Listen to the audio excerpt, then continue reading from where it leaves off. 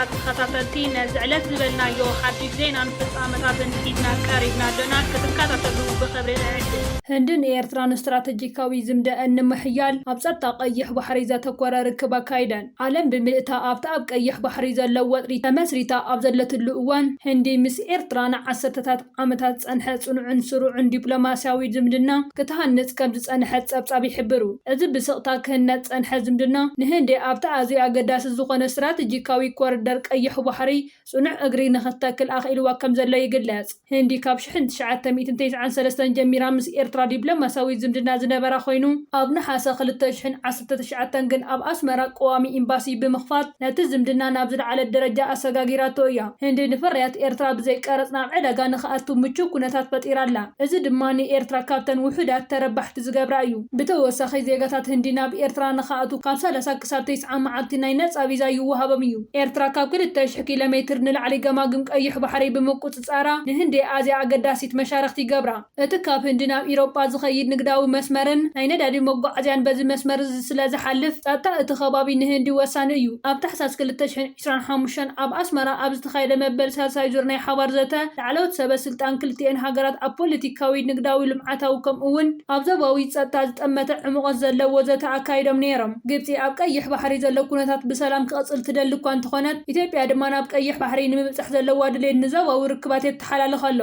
ህንዲ ግን ኣብ ክንዲ ወታደራዊ ማዕስከራት ምትኳር ምስ ኤርትራ ነዊሕ ዝጸንሐ ዲፕሎማሲያዊ ዝምድና ብምህናጽ ነባሪ ስትራቴጂካዊ ክትትል መሪጽ ኣላ እቲ ብስቕታ ዝተሃነጸ ናይ ህንድን ኤርትራን ዝምድና ኣብዚ ሕጂ እዋን ቀይሕ ባሕሪ ብወጥሪ ጥሒሉሎ ኣብ ዘሎ ግዜ ንህንዲ ከም ወሳኒ ናይ ዲፕሎማሲያዊ ዓወት ይርአ ኣሎ እዚ ርክብ እዚ ኣብ መንጎ ሃገራት ቀርኒ ኣፍሪቃ ንዝህሉ ጽልዋን ሚዛንን ሓይልን ዓቢ ተራ ከም ዝህልዎ ይግመት መንእሰያት ኤርትራውያን ንዘመናዊ ሕርሻ ዝሕግዝ ገደናና ዝተሰመየ ሶፍትዌር የመስርሑ መንእሰያት ኤርትራውያን ገደናና ዝተሰመየ ዲጂታላዊ ረዳኢ ሓረስቶት ብምምሃዝ ንሕርሻ ስራሓት ንምዝማን ይሰርሑ ከም ዘለው ተገሊጹ ብመንገዲ ትካል ልምዓት ሕቡራት ሃገራት UNDP ኤርትራ ዝተወደበ ዩዝ ኮኔክት ፎር ዲቨሎፕመንት ዝተሰመየ መደብ ኣቢሎም ጉጅለ ንፉዓት መንእሰያት ኤርትራውያን መሃዝቲ ገደናና ዝተሰመየ ሓድሽ ናይ ቴክኖሎጂ ስራሕ የዳለው ኣለው እዚ ዲጂታላዊ ረዳኢ ስርዓት ሓረስቶት ንጥንታዊ ኣገባብ ሕርሻ ምስ ዘመናዊ ቴክኖሎጂ ንምትእሳር ዝዓለመ እዩ እዚ ስርዓት እዚ ሓረስቶት ኣብ ግዜኡን ትኽክለኛን ዝኾነ ምስ ከባቢኡ ዝስማዕማዕ ናይ ሕርሻ ሓበሬታ ብቐሊሉ ንኽረኽቡ ዝሕግዝ እዩ ብፍላይ ድማ ኣብቶም ናይ ኢንተርኔት መርበብ ሓበሬታ ፀገም ዘለዎም ርሑቕ ቦታታት ንዝርከቡ ሓረስቶት ብቑዕ ውሳነታት ንኽወስዱ ዓቢ ተራ ክፃወት እዩ እዚ ብመንእሰያት ዝምስራሕ ዘሎ ስራሕ ውሕስነት መግቢ ንምርጋፅን ምፅዋር ለውጢ ኣየር ንምዕባይን ዘላቒ ልምዓት ንምምፃእን ንምውሓስን ዝዓለመ እዩ እዞም መንእሰያት ሕጂ ኣብ ምዝዛም ናይቲ ናይ መጀመርታ ምስሊ ማለት ፕሮቶታይፕ እቲ ሶፍትዌር ይርከበለው እዚ ጻዕራው ድማ መንእሰያት ኤርትራውያን ናይ ከባቢኦም ጸገማት ብናይ ባዕሎም ብልሒ ንምፍታሕ ዘለዎም ዓቕሚ ዘርኢ ምዃኑ ተገሊጹ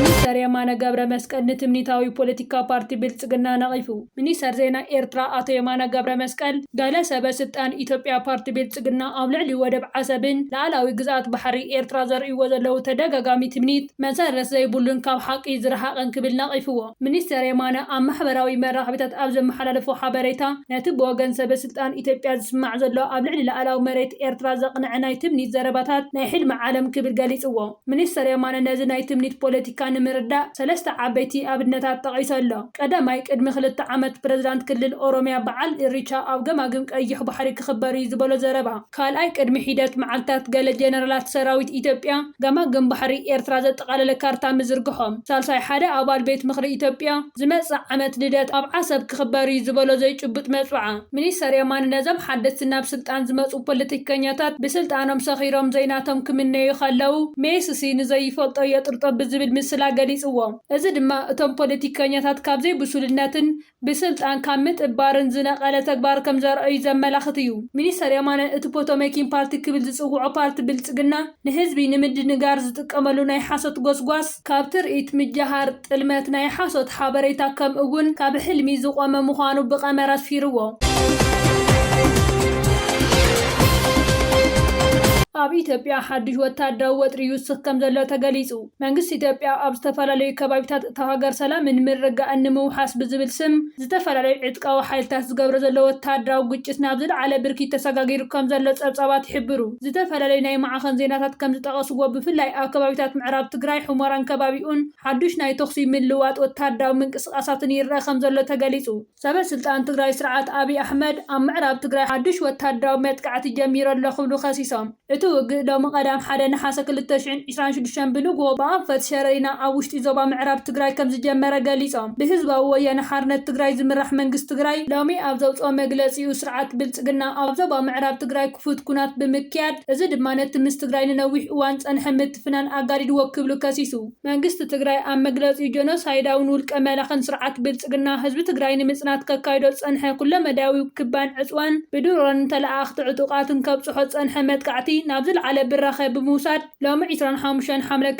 2018 ብኣቆጻጽራ ግእዝ ካብ ወጋሕታ ጀሚሩ ኣብ ዞባ ምዕራብ ትግራይ ብኣንፈት ሸረሪና ቁኑዕ ውግእ ጀሚሩ ኣሎ። እዚ ስርዓት ናብ ስልጣን ካብ ዝመጽእ ጀሚሩ ኣብ ልዕሊ ህዝቢ ትግራይ ጆኖሳይድ ኣውጁ ኩሎም ዓይነታት ዓለም ለኻዊ ገበናት ከም ዝፈጸመን ኣብ ምፍጻም ዝጸንሐ ኮይኑ ድሕሪ ምፍራም ስምምዕ ፕሪቶርያ እውን እንተኾነ ህዝቢ ትግራይ ንምንብርካኽን ንምብትታንን ካብ ዘለዎ ኽቱር ባህጊ ተበጊሱ ብዝተፈላለዩ ውዲታትን ክባን ዕፅዋን ወታደራዊ ምቅርራባት ክገብሮ ድሕሪ ምጽናሕ ዳግም ትግራይ ንምውራርን ህዝቢ ንምብራስን ተበግሶ ወሲዱ ውግእ ከፊቱልና ኣሎ። ስለዝኾነ ኣብ ውሽጥን ወፃእን ዝነብር ህዝቢ ትግራይ ኩልኹም ሓይልታት ጸጥታ ትግራይን ብሄራውያን ሓይልታትን ተቓለስቲ ትግራይን ሲቪል ማሕበራት ትግራይ ትካላት ሃይማኖት ትግራይን ካልኦት ዝምልከቶም ኣካላት ብሄራዊ ህልውናና ንምርጋጽ ኣብ ዝካየድ ፍትሓዊ ቃልሲ ዘበት ንብሄራዊ ብርሰት ኢልኩም ሎሚ እውን ከም ትማሊ መስተንክራዊ ታሪክ ንምስራሕ ክትደለው እናጸዋዕና እቲ ተጀሚሩ ዘሎ ዳግም ወራርን ጽንተትን ዝምልከት ምዕባለታት በብእዋኑ ብዝምልከቶም ኣካላት ዘድሊ መብርህን መግለጽ ዝወሃብ ምዃኑ ነፍልጥ። በዛ ኣጋጣሚ ህዝብና ግቡእ ጥንቃቐ ንኽገብር ነተሓሳስብ። ማሕበረሰብ ዓለም ጆኖሳይዳውን ውልቀ መላኽን ስርዓት ብልጽግና ኣብዚ ዞባ ወሊዕዎ ብዘሎ ኩናት ከስዕብ ንዝኽእል መዘዝ ግንዛቤ ክወስድ ይግባእ ክብል ገሊጹ።